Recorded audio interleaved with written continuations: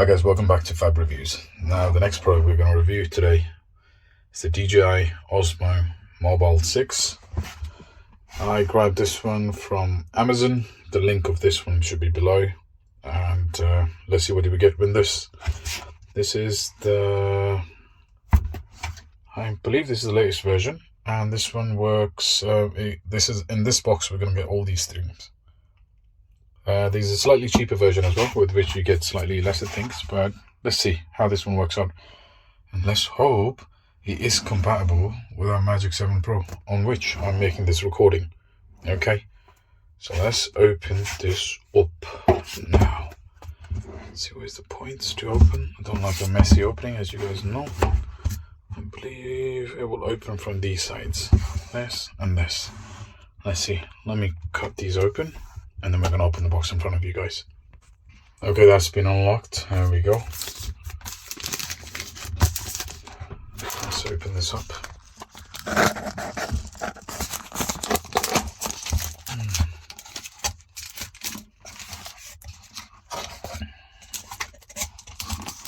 Gonna open this up.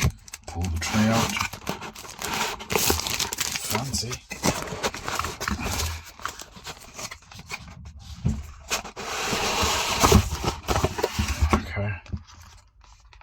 The construction guide, probably with the cables and stuff, assuming.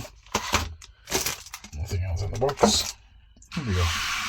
It's much smaller than I thought. The photos actually make it look like it's huge. That's our clip. I believe it's magnetic. Okay, this one goes there. Let's see what we got here. That's a handle. This one comes with a stand. That's little paddings, cushions. I wonder where these go.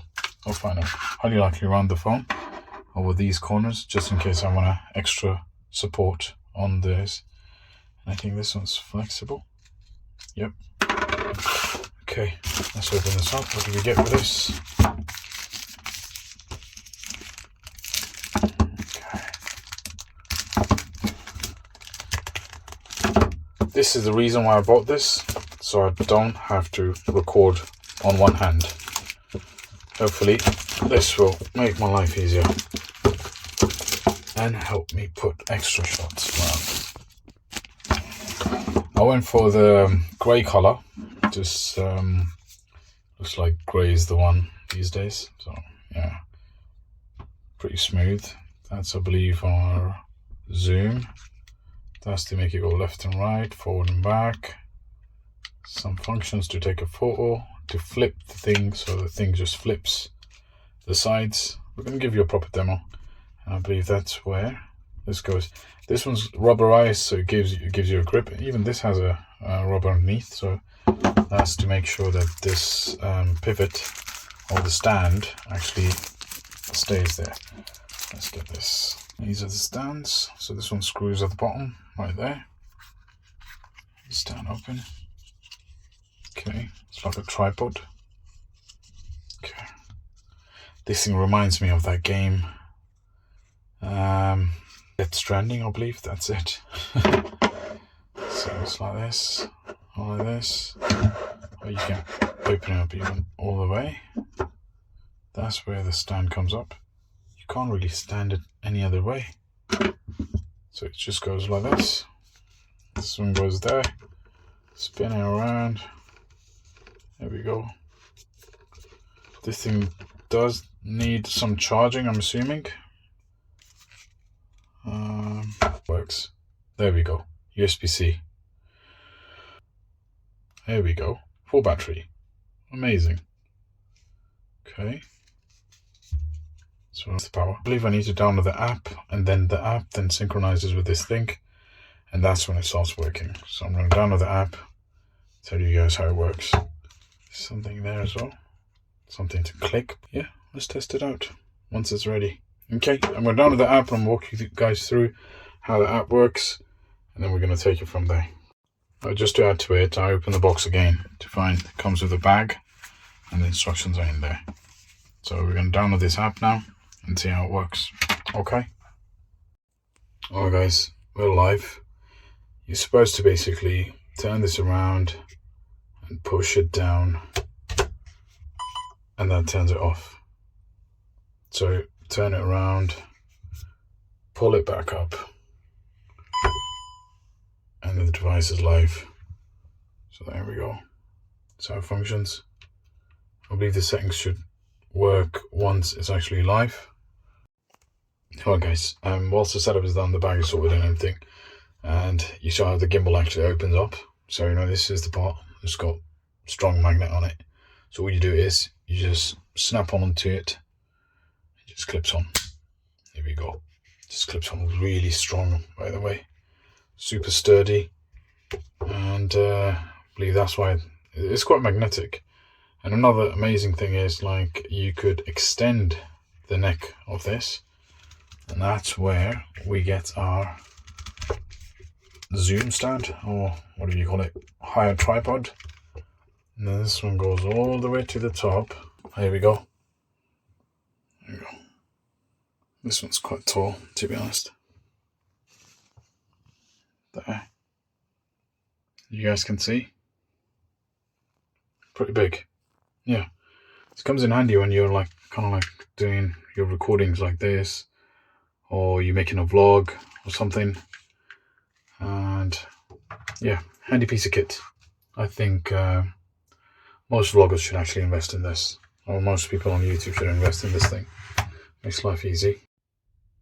Alright guys, so done with the app. Asking me to accept some terms and conditions. This is when we open the app. So let's just agree. Can't reject it. Not gonna let me do this thing.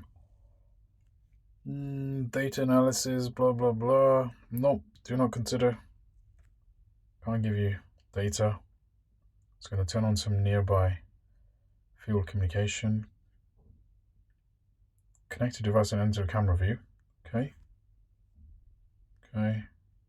Create a profile. And editing software and so on. Okay, I know. Some instructions. So that's the main app. Advertising all their products. Okay. Now let's go into profile. I will create a login first, and then highly likely it will allow me to attach this device. So let's do the registering then. Okay.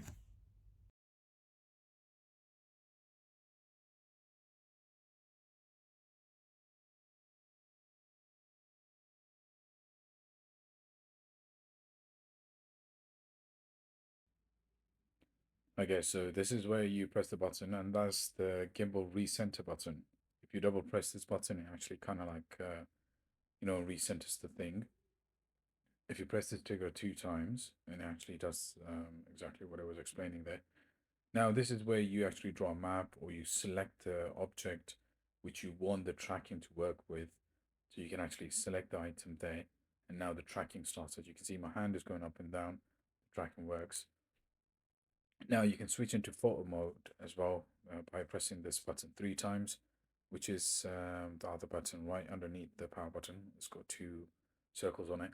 Now I'm just taking photos. This is all within the app of DJI. So it's quite handy when you don't have to actually touch the screen or anything. They have just taken a photo, as you guys can see. Now this screen just shows you all the different buttons. There's an M button, which defends mode, shutter button, then the switch button that kind of like changes the switches. It also tells you that you can do landscape and portrait, and different options in the way that you can record. The app kind of like gives you little hints to start with, and you can always refer to these hints whenever you want. So there are options available as such. Now, if I scroll, I'm going to scroll right to this. Okay, now on this screen, you guys will be able to see all the different modes. I mean, this is now in landscape. The trigger button is actually quite handy, because if you press it once, it enables the ActiveTrack. ActiveTrack is when you track the item. If you press it twice, it kind of like recenters it, brings the object back into the center, keeps the phone right straight. And then if you press and hold, it enters into a lock mode. So meaning, for example, if you're going to an object and you don't want the gimbal to move the phone, then that's when you actually put that lock mode in. And if you press it once and then press and hold, that enables fast follow, meaning something that's moving faster. The side wheel does the zoom and focus, but now this depends on the phone that you have. When I was using mine, it gave me the zoom option on my on a Magic 7 Pro. These indicators actually show whether the device is connected or not. Yellow means the device is not connected. Green means device is connected through Bluetooth. And if it's blinking green, that the device is connected through Bluetooth and gimbal is currently in standby mode. Red means that the magnetic clamp is not actually on properly. The battery levels it actually explains you have 60%, 20%, below 60%, and it will start blinking yellow. That's the end of our tutorial. And now I'm just going to go through the options available. Here I'm actually trying to test the feature to track, but I was kind of like struggling because the app wasn't really responding to it. There's too many pop-ups coming up. So that's something that you guys want to keep in mind. There are other effects that you can add to the app as well, the glamour effect and the grid effects. I like the grid effect because it kind of like allows me to center the object whenever you're actually taking photos of, and then it allows me to select the device name where we can add the device name, whatever it is. Once the device name is done, then that's how the device is actually recognized within the app. And please remember to like and subscribe to the channel. It takes quite a bit of effort to actually make these videos because of the products and so on that I'm actually starting to buy and review them for you guys. Again, I tried to do the tracking. It wasn't really working. And then he said you need to, fix the gimbal in a particular way, and then it might work. My phone was a bit wobbly, so what I did wrong here was that I didn't calibrate the phone. That is one of the features that you must spend time on. Calibration does help you basically organize the thing and make it neater, in other words. And there were options. I mean, you can see the warnings that it keeps on giving me that the phone is not really the phone is unbalanced. That's because the gimbal started moving and it got a bit wobbly, even though it was clipped on. But these are challenges that you will face as well, but it's a learning curve to it. Everyone needs to learn through how to use this thing. Now, I'm going to fast forward how I try to do the tracking. These are some of the zoom effects, which I believe CapCut also adds into your videos if you have open pan video where the video is actually quite long. Hey, you guys also see that the videos aren't really loading on the Magic 7 Pro. So yeah, the Android app does have some limitations. There's some jitteriness going on as well. But when I try to pan it left and right, it actually works fine. I mean, I did record some videos, which I'm going to record again. I tried the front facing as well, camera. So if you double click the button on the side, it does the front facing recording. So it's a handy piece of kit. And like I said, there's a bit of a learning curve to it. Now here it's trying to teach me that the zoom works, and this is just a demo to show that the wheel does work with the zoom on the Magic 7 Pro. Now the phone is in landscape mode, and the zoom is actually working flawlessly. There's no issues with it. I believe there are options on the iPhones where the zoom button can also change to a focus button. So for example, if you're panning slowly from the focal point of a particular object, then you can move it across onto another object which is a bit further off, and it kind of like zooms onto it. Now, I was trying to check how stable it is whilst recording. This is, by the way, a screen recording of the app in itself, and what do you guys see within the app. This is just the first time when you guys will be able to see a little demo of everything. So hopefully this kind of like gives you guys an idea what the app will be all about, and yeah, and probably make things easier for you guys when you're recording. I do have to go through loads of tutorials to learn how this thing works because, like I said, it's the first time I've actually bought a gimbal, and over here I was testing how the viewfinder responds and how much of a lag there is. there isn't much lag. So it's quite stable. I believe it uses, the app has a stable option as well, where it kind of like stabilizes something. But anyways, this is just a brief overview of the app whilst the setup process is going through. Those who are just starting up, this is a really good piece of kit to start things through. I think I'm going to test the DJI mic as well, so hopefully the recording gets really much clearer. Anyways, I'll see you guys on the next one. This is all done, and this was just a wrap up, a quick unboxing of the DJI Osmo Mobile 6. Make sure, remember to like and subscribe, and I'll see you on the next one. Thank you. Bye bye.